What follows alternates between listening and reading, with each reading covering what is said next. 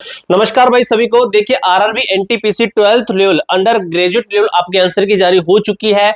आपको मैंने 2 से 3 लिंक हमारा जो टेलीग्राम ग्रुप है इसके अंदर मैंने आपको भेज दिया। अलग अलग टाइप के लिंक है लेकिन सभी लिंक से आप आंसर की चेक कर सकते हो।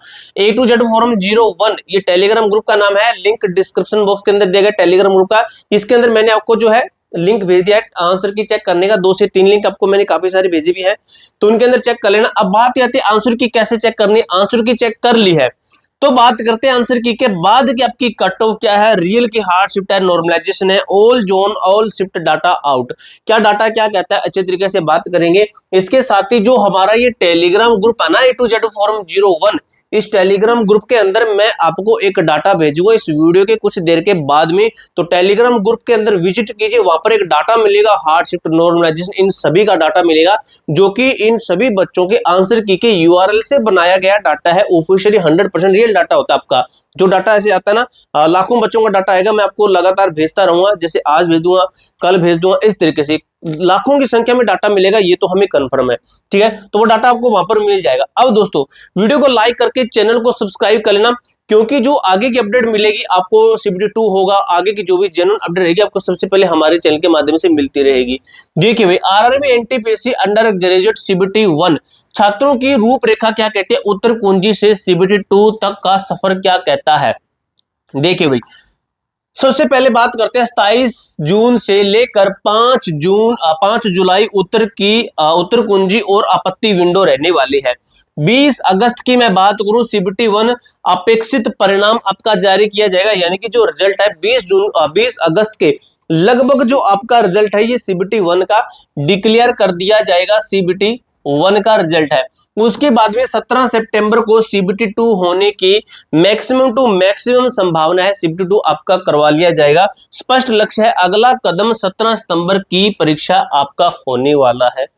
अब दोस्तों बात करें कि चरण 1 आधिकारिक पोर्टल पर लॉगिन करें। सबसे पहले आपको जो लिंक दिया गया है उसके ऊपर क्लिक करना है। जैसे लिंक के ऊपर क्लिक करते हो तो आपको यहाँ पर इस तरीके से दिखेगा, आपको रजिस्ट्रेशन नंबर डालना पड़ेगा, पंजीकरण संख्या यानी कि रजिस्ट्रेशन नंबर डालना है। उसके बाद में आपको अपनी डालनी है डेट ऑफ बर्थ यानी कि जन्म तिथि को पासवर्ड के रूप में उपयोग करना है। जैसे किसी बच्चे की डेट ऑफ बर्थ 5 तारीख 12वां महीना 2009 है इस तरीके से, तो वो किस तरीके डालेगा, उसके आगे 0 लगाएगा क्योंकि भी 2 संख्या में बनानी, तो 05/12/2009 ये पासवर्ड बन जाएगा आपका। और कैप्चा कोड आपको फिल करना है। फिल करके आपको क्या करना है, लॉगिन पर क्लिक करना है। लॉगिन क्लिक करने के बाद में आपको क्या करना है, अपना रिस्पॉन्स यूआरएल कॉपी करें। ठीक है, यहाँ पे लिखा होगा कैंडिडेट रिस्पॉन्स, इस तरीके से खुलेगा, होम डैशबोर्ड रिजल्ट ये लिखेगा कैंडिडेट रिस्पॉन्स। इसके ऊपर क्लिक करोगे आप, इसके ऊपर क्लिक ऊपरी मेन्यू में कैंडिडेट रिस्पॉन्स टैब पर क्लिक करना है। उसके उत्तर कुंजी जनरेट करने के लिए नीले रंग के क्लिक हेयर बटन को दबाएं। ये क्लिक करने के बाद में आपके सामने एक लाइन खुलेगी जिसके अंदर रहेगा नीले रंग का क्लिक हेयर, उसके ऊपर क्लिक करोगे एकदम से आपके आंसर की खुल जाएगी। यानी कि जैसे इस तरीके से आपका ऊपर सबसे ऊपर ये दिखाई देगा यूआरएल, इसके ऊपर ऐसे क्लिक करोगे तो आपका यूआरएल इस तरीके से हो जाएगा। ब्राउजर के एड्रेस से पूरे लिंक यूआरएल को कॉपी करें, यह रैंक जांचने के लिए आवश्यक है। तो आप अपनी रैंक भी जांच सकते हो। रैंक कहां पर जांचनी है, तो रैंक जांचने के लिए आपको मैं टेलीग्राम ग्रुप के अंदर एक लिंक दूंगा, उसके ऊपर क्लिक करोगे तो आप रैंक जांचोगे, तो वो आपका रैंक मित्र या फिर रैंक गुरुजी का आपको भेजूंगा। तो जो आपने लिंक कॉपी किया है उस लिंक को आपको यहां पर डालना है। जैसे मैं आपको लिंक दूंगा उसके ऊपर क्लिक करोगे, क्लिक करने के बाद आपको ये आपके सामने खुलेगा। उसके बाद में जो आपने यूआरएल कॉपी किया है आपका, जब आंसर की चेक कर रहे हो तो उसके ऊपर सबसे ऊपर आपको ये दिखाई देगा, तो उस यूआरएल को आपको डालना है यहाँ पर, उस यूआरएल को यहाँ पर डालना है। कैटेगरी सेलेक्ट करनी है, जनरल है, ओबीसी है, SC है, ST है, इस तरीके से जो सिलेक्ट करनी है। जोन कौन सा आपको वो सिलेक्ट करना है।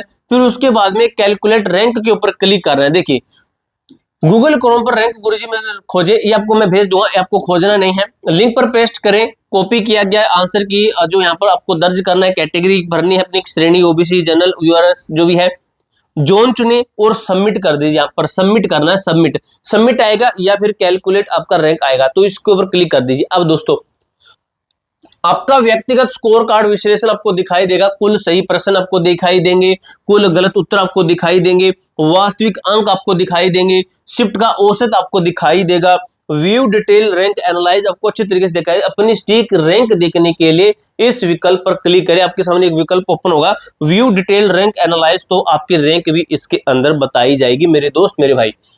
महत्वपूर्ण चेतावनी आपत्ति दर्ज करना, सबसे मोस्ट इंपोर्टेंट चीज रहेगी आपकी इसके अंदर, आपको ऑब्जेक्शन लगाना, चेतावनी दर्ज करना।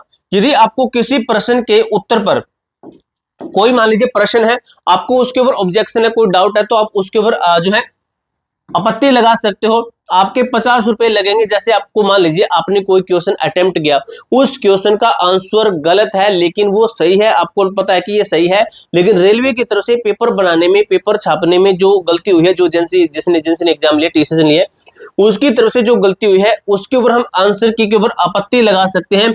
50 रुपए इसके ऊपर लगेंगे, प्रति प्रश्न शुल्क लगता है। देखिए अंतिम तिथि आपकी रहने वाली है 5 जुलाई। इसकी 5 जुलाई किसकी, जो आप आपत्ति दर्ज कर रहे हो, ऑब्जेक्शन लगा रहे हो, उसकी लास्ट डेट रहेगी 5 जुलाई। देखिए समय सीमा, अगर मैं समय सीमा की बात करूं, देखिए समय सीमा समाप्त होने के बाद कोई भी आपत्ति स्वीकार नहीं की जाएगी। इससे पहले पहले आपको आपत्तियां लगा देनी है, जितनी आप लगा सकते हो उतनी लगा दीजिए, ठीक है। वो 1 नंबर उस शिफ्ट के सभी बच्चों को दिया जाएगा। अब बात करते हैं, क्या आप सुरक्षित क्षेत्र के अंदर है, सुरक्षित जोन के अंदर है, सुरक्षित सेफ जोन के अंदर है। सीबीटी 2 के लिए अनुमानित रहा मार्क्स बिना नॉर्मलाइज स्कोर, अगर आपका इतना है तो मेरे भाई तैयारी में जुट जाइए, अच्छे तरीके से लग जाइए, क्योंकि ये नंबर अपने आप में एक अच्छी संख्या है। अगर मैं यूआर कैटेगरी की बात करूं, जिसे हम जनरल कैटेगरी बोलते हैं, जनरल कैटेगरी यूआर कैटेगरी की बात करूं, तो इसके अंदर आपके 78 से लेकर 84 नंबर है, तो आप बिल्कुल बिल्कुल सेफ है मेरे दोस्त मेरे भाई। मैं ओबीसी कैटेगरी की अगर बात करूं, ओबीसी कैटेगरी के अंदर अगर आपके बन रहे हैं 76 नंबर से लेकर 82 नंबर बन रहे हैं, तो आप अपने आप को ये बोल सकते हो कि मैं बिल्कुल सेफ हूं। ये ओवरऑल सभी जोन का है, ओवरऑल, ठीक है, ओवरऑल जोन सभी जोन का है, ओवरऑल सभी जोन का है। इसके बाद आपको मैं जोन वाइज डाटा देने की कोशिश करूंगा, एक एक जोन का हम बता देंगे। ईडब्ल्यूएस कैटेगरी की मैं बात करूं तो 76 टू 79 क्वेश्चन आपके सही हैं। राज स्कोर आपका इतना सही है, आपके खुद के नंबर इतने हैं विदाउट नॉर्मलाइजेशन के, तो आप बिल्कुल बिल्कुल सेफ है। अगर मैं एससी कैटेगरी की बात करूं तो एससी कैटेगरी से अगर किसी बच्चे के 70 नंबर से 75 नंबर है तो बिल्कुल बिल्कुल सेफ है। एसटी कैटेगरी से अगर मैं बात करूं, एसटी कैटेगरी से आप बिलोंग करते हैं, किसी भी जोन से हैं, तो 68 नंबर से लेकर 73 नंबर के आसपास भी बनते हैं, तो आप बिल्कुल बिल्कुल सेफ है। इनमें अगर -1-2 भी नंबर कम है तो भी आप सेफ है, आप नेक्स्ट तैयारी कर सकते हैं। यदि आपका राज स्कोर इस सीमा के भीतर है तो आज ही सीबीटी 2 की तैयारी में लग जाइए, सीबीटी 2 की तैयारी शुरू कर दीजिए, क्योंकि सीबीटी 2 होने वाला है आपका सितंबर महीने के अंदर। सितंबर महीने के अंदर आपका सीबीटी 2 होगा और इसका टारगेट आपको पहले से ही सेट करना पड़ेगा मेरे भाई। आपका अगला लक्ष्य सीबीटी 2 परीक्षा पैटर्न देखिए, सामान्य जीके के 50 प्रश्न आएंगे, मैथ के 35 प्रश्न आएंगे, रीजनिंग के 35 प्रश्न आएंगे, कुल 120, जिन्हें 100 में से सीमांकित नॉर्मलाइज किया जाएगा। सफलता की कुंजी है जीके जीएस का वेटेज सबसे अधिक है, मॉक टेस्ट के माध्यम से इसकी अधिकतम प्रैक्टिस कीजिए, आपका सिलेक्शन 100% श्योर है। जो तरीका मैंने आपको बताया उस तरीके से आंसर की चेक कीजिए, कट्टो मैंने आपको बता दी है, एक एक चीज बताती है। हार्ड शिफ्ट नॉर्मलाइजेशन का डाटा आपको मैं टेलीग्राम ग्रुप के अंदर भेज दूंगा। कोई डाउट कोई क्वेरी हो तो कमेंट बॉक्स में पूछ सकते हो। मिलते हैं नेक्स्ट वीडियो के अंदर, तब तक के लिए जय हिंद जय भारत।